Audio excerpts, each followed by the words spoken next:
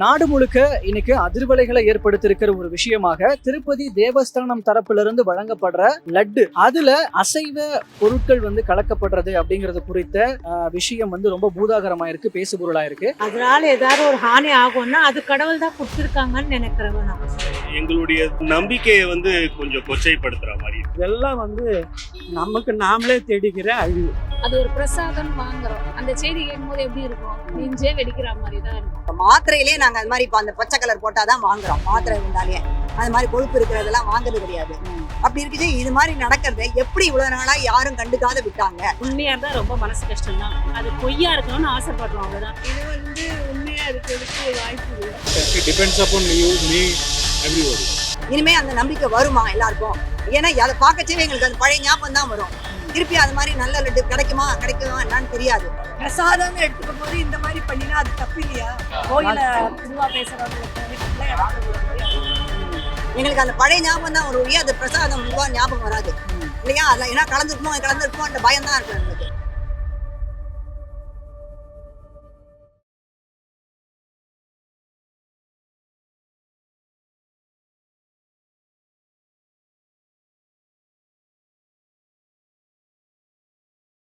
ஐத்தமிழர்கள் அனைவருக்கும் வணக்கம். நாடு முழுக்க இன்னைக்கு அதிர்வலைகளை ஏற்படுத்தியிருக்கிற ஒரு விஷயமாக திருப்பதி தேவஸ்தானம் தரப்பிலிருந்து வழங்கப்படுற லட்டு, அதாவது திருப்பதி லட்டு ரொம்ப பிரசித்தி பெற்ற ஒண்ணு.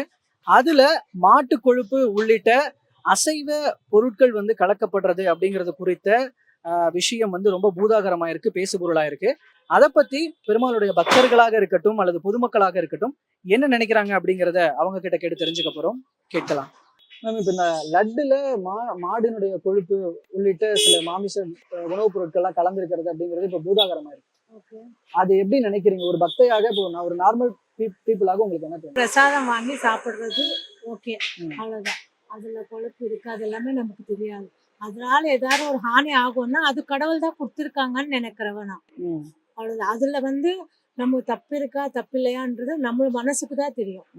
அதனால அது பிரசாதம் எப்படி இருக்குன்னு சொல்லி பாக்குற அளவுக்கு நான் இல்லை. Sir, I'm a great devotee. I must say, I first admit that. நான் டெய்லி திருப்பதி தேவஸ்தானம் வந்திருக்கேன்.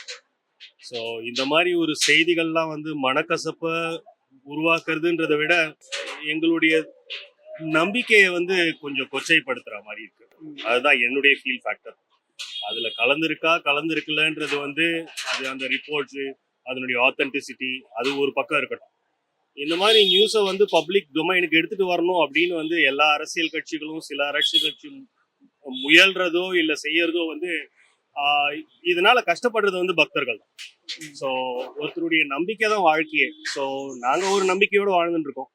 அந்த நம்பிக்கையை கொச்சைப்படுத்தும் அளவில் இந்த நியூஸ் வர்றதுன்றது ரொம்ப வருந்தத்தக்கது. தேவஸ்தான அதிகாரி தற்போது கொஞ்ச நேரம் முன்னாடி பேசும்போது கலக்கப்பட்டது உண்மைதான், கொழுப்பு கலக்கப்பட்டது உண்மைதான் கொடுத்திருக்காரு. அதுதான் நான் திருப்பியும் சொல்றேன். தேவஸ்தான அதிகாரி சொன்னாலும் சரி, அந்த வேற யார் சொன்னாலும் சரி, அந்த சீஃபே சொன்னாலும் சரி, அது உண்மை என்று நிரூபிக்கப்பட்டதுனால் அது வன்மையா கண்டிக்கத்தக்கது.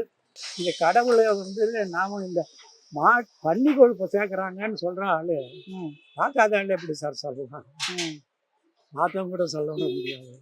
இன்னொன்னு இதெல்லாம் நமக்கு நாமளே தேடிக்கிற அழிவு. அவ்வளோ கஷ்டப்பட்டு பஸ் கிடைக்காம ட்ரெயின் கிடைக்காம நின்று நடந்து வரோம், அது ஒரு பிரசாதம் வாங்குறோம், அந்த செய்தி கேட்கும்போது எப்படி இருக்கும், நெஞ்சே வெடிக்கிற மாதிரி தான் இருக்கும். இது மாதிரி இவ்வளவு பேர் அப்ப எவ்வளவு சாப்பிட்டு இருப்போம். அப்பா எவ்வளவு கஷ்டம் இருக்குல்ல. அவ்வளவு மாத்திரையிலே நாங்க அது மாதிரி இப்ப அந்த பச்சை கலர் போட்டாதான் வாங்குறோம். மாத்திரை இருந்தாலே அது மாதிரி கொழுப்பு இருக்கிறதெல்லாம் வாங்குறது கிடையாது. அப்படி இருக்குது. இது மாதிரி நடக்கிறத எப்படி இவ்வளவு நாளா யாரும் கண்டுக்காத விட்டாங்க? இது எப்படி இவ்வளவு நாளா நடந்தது? ஏன் இப்படி யாருமே இல்லாத இப்ப மட்டும் எப்படி வெளியில வந்தது? அது இப்ப அப்ப செஞ்சிருக்க லட்டு எல்லாம் இப்ப என்ன பண்ணுவாங்க? இப்ப ஏற்கனவே இனிமையாவது எப்படி இருக்கும்? இனிமே அந்த நம்பிக்கை வருமா எல்லாருக்கும் அப்படின்றதா இப்ப எங்களுக்கு கேள்வி. அந்த நம்பிக்கை எல்லாருக்கும் வருமா? ஏன்னா அதை பார்க்கச்சே எங்களுக்கு அந்த பழைய ஞாபகம் தான் வரும். திருப்பி அது மாதிரி நல்ல லட்டு கிடைக்குமா என்னன்னு தெரியாது. இப்ப எவ்வளவு பெருமாள் பிரசாதம்னு அவ்வளவு வாங்கி சாப்பிட்டத இந்த மாதிரி ஒரு இது இருக்குன்னு நாங்க நினைக்கவே இல்லை. ரொம்பவே கஷ்டமா இருக்குது மனசுக்கு. அதனால அது என்ன எப்படி பண்ண போறாங்கன்றதான் இப்ப பாக்குறோம் நாங்க. உண்மையா இருந்தா ரொம்ப மனசு கஷ்டம் தான். என்னத்த சொல்றதுனே சரி தெரியல எங்களுக்கு. அது பொய்யா இருக்கணும்னு ஆசைப்படுறோம், அவ்வளவுதான். இது உண்மையா இருக்கிறதுக்கு வாய்ப்பு இல்லை. இல்ல ஒரு பக்தரா உங்களுக்கு அது எந்த அளவுக்கு மனசு வலிக்குது அல்லது கோபம் வருது? கோபம்ன்றது வேற. நாம வருத்தப்படணும். எங்க இப்ப நம்ம ஒரு பையன் இருக்கான், அப்பா வந்து தன் பையன் வந்து தவறு செஞ்சா பையன் மேல அன்பென்மா இருக்கும். அதே இடத்துல அவனுக்காக வேண்டிப்பாரு. அந்த அளவுக்கு தான் நம்ம மானிடர்கள் எல்லாருமே. நாம வந்து கடவுளுக்கு போய் நம்ம லெவல்ல இருந்து கடவுளுக்கு போய் அதை மாத்துறோம். இதுக்கு கடவுள் தான் நம்மளை காப்பாற்றும். நெஞ்சே வெடிக்கிற மாதிரி இருந்தது. இப்படி எல்லாம் கூட பண்ணுவாங்களா? கோவில்ல செய்யறவங்க இப்படி எல்லாம் கூட பண்ணுவாங்களா? அந்த கோயில் நிர்வாகம் அதை பார்த்திருக்கணும். யார் மேல தப்பு? ஃபர்ஸ்ட் நிர்வாகத்துக்கு மேல தப்பு. யார் அது பொறுப்பெடுத்தாங்களோ அவங்களோட வேலை என்ன? காலையில போயிட்டு அவங்க என்ன பண்றாங்க, என்னென்ன போடுறாங்க, அதுக்கு போட வேண்டிய ஐட்டம் என்னன்றத பார்க்கணும். பார்த்துட்டு சுகாதாரத்துறைன்னு ஒண்ணு இருக்கும் இல்லைங்களா, அந்த ஊர்லயும் இருக்கும் இல்லையா, அவங்க பார்க்கணும். இதெல்லாம் அவங்களோட வேலை தானே. அவங்க அதை கரெக்டா செய்யல, அதனால ஊழல் போயினே இருக்கு. ரொம்ப அதிர்ச்சி தான் சார். அதிர்ச்சினா எதில் ஒன்றுமே நாங்கள் வந்து கேக் கூட சாப்பிட மாட்டேன் நான், ஏன்னா அதில் எக் இருக்குன்னு சொல்லிட்டு. அப்படி இருக்கும்போது நாங்கள் எதையோ சாப்பிட்டோம் அப்படின்னு நினச்சாலே இன்னும் அதுக்கு இன்னும் எத்தனை இவங்களை வந்து நாங்கள் தரிசனம் பண்ணி எங்கள் பாவத்தை போக்க போகிறோமோ தெரியாது. அதுக்குன்னு ஒரு புனிதத்தன்மை இருந்திருக்கும். இப்ப அது இதுக்கு அது கெட்டு போயிட்டு தான் நாங்க நினைக்கிறோம். இப்ப ஏன்னா அதனாலதான் சொல்றேன். இப்ப அடுத்தது நாங்க லட்டை பாக்குச்சு, எங்களுக்கு அந்த பழைய ஞாபகம் தான் ஒரு வழியா, அது பிரசாதம் மெதுவா ஞாபகம் வராது இல்லையா. அதுல ஏன்னா கலந்துருக்குமோன்ற பயம் தான் இருக்கும் எங்களுக்கு. இல்ல எப்பவுமே பார்த்ததே கிடையாது. நான் எப்பவுமே பக்தியோட இருக்கேன்னா அதுவும் அந்த நேரத்துக்கு அதுவும் நம்ம எடுத்துக்க வேண்டியதுதான். லட்டு செய்யறாங்க இல்லைங்களா, அந்த இடத்தோட அவங்க தன்மை இருந்துட்டாங்க. அதுக்கான ஒரு திருப்பதி லட்டுன்றது ஒரு விசேஷமா இருக்குல்ல, பிரசாதம். அது இல்ல இப்ப அதோட பவர் போயிடுச்சு இல்லைங்களா. இப்ப அதை எல்லாரும் கேள்விப்படும் போது எவ்வளவு இது பண்ணுவாங்க. குழந்தையில இருந்து எடுத்து வாயில வைப்பாங்க. பெரியவங்கல இருந்து குழந்தைங்கள இருந்து ஒருத்தர் கோயிலுக்கு வந்தா கூட அதை ஒரு 10 வீட்டுக்கு கொடுப்போம். திருப்பதி பிரசாதம் நாங்க லட்டு எல்லாரும் சாப்பிடுங்கன்னு சொல்லி கொடுப்போம் இல்லையா. அப்ப எல்லாருக்குமே அது ஒரு பெரிய வேதனை தானே. தேவஸ்தானம் தரப்புல இருந்து இதை கவனிக்காம விட்டதுன்றது ஒரு தவறா நீங்க பார்க்கலையா? அதுவும் அதெல்லாம் ஒன்றும் சொல்ல முடியாது. என்னோட லெவலுக்கு நான் சொல்ல முடியாது. ஏன்னா தேவஸ்தானம்ன்றது அது கூட சாமியோடது தான். எப்படி இருக்கணும்ன்றது சாமி தான் டிசைட் பண்றாங்க. அதனால இந்த கொழுப்பு இருக்கா இல்லையான்றது நம்ம இருக்கிற இந்த ஸ்பீடு ட்ரெண்டில் வந்து இதெல்லாம் கவனிக்கிறதுக்கு நேரம் இல்லை. அது நேரம் பார்க்குறவங்க யாருன்னு எனக்கு தெரியாது. பட் சாமியோடது என்ன இருந்தாலும் நம்ம ஏற்றிக்கணும், அவ்வளோதான்ன்றது என்னோடது.